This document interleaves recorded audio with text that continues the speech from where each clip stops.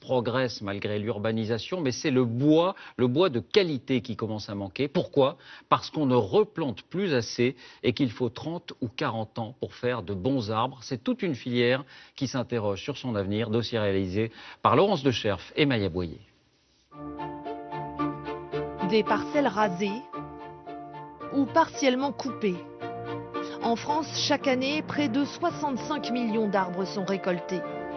Transformés en charpente, en lambris, mais aussi en emballage ou brûlés pour produire du chauffage. Alors la forêt française est-elle menacée? Manquera-t-on un jour de bois en France? Sur cette forêt privée en Lozère, un arbre sur 4 est abattu cette année. Ici, les arbres ne sont pas très gros, on pourra faire des bois de palette que l'on coupe à 2,50 m.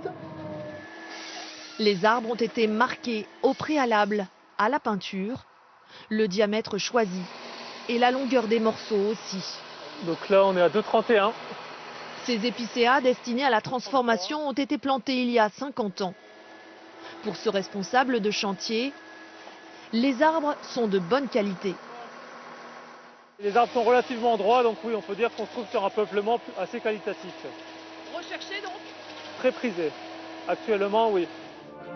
La demande est forte, mais ce n'est pas la seule raison pour laquelle ces bois pourraient bien disparaître. Les 3/4 des forêts appartiennent à des propriétaires forestiers qui replantent de moins en moins, comme Pierre Beaufils, qui possède un héritage familial depuis plus de 200 ans. Voilà, là, je commence à rentrer dans ma propriété. Alors là, c'est des arbres de toutes sortes, mais enfin, c'était en majorité, c'était des résineux.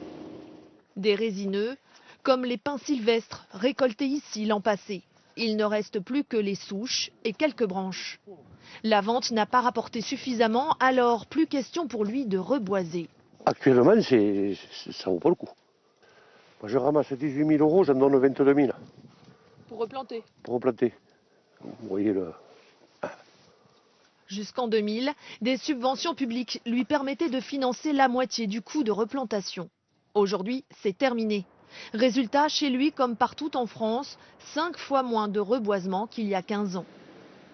Les professionnels du bois s'inquiètent pour leur matière première. Comme dans cette scierie. L'arbre le plus recherché par les clients, c'est l'épicéa. Et déjà aujourd'hui, le problème se fait sentir. Ça devient de plus en plus compliqué d'en trouver.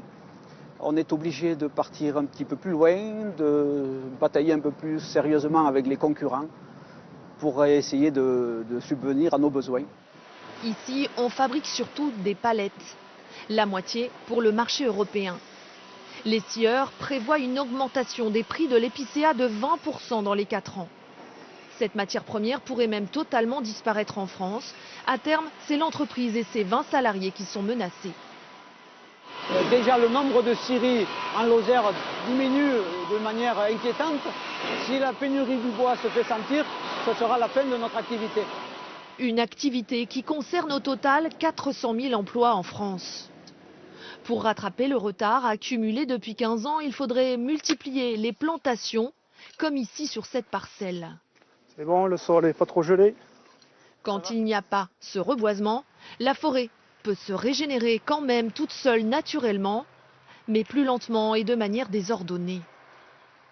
On aura toujours de la forêt, mais une forêt productive de bois de qualité, ça, si on ne fait pas un effort dès la base, eh bien, on n'y arrivera pas. La forêt française, un tiers de notre territoire, n'est pas directement menacée. Mais la production de bois noble, destinée entre autres à la construction de logements, est compromise dans les années à venir si le reboisement ne s'accélère pas dès aujourd'hui.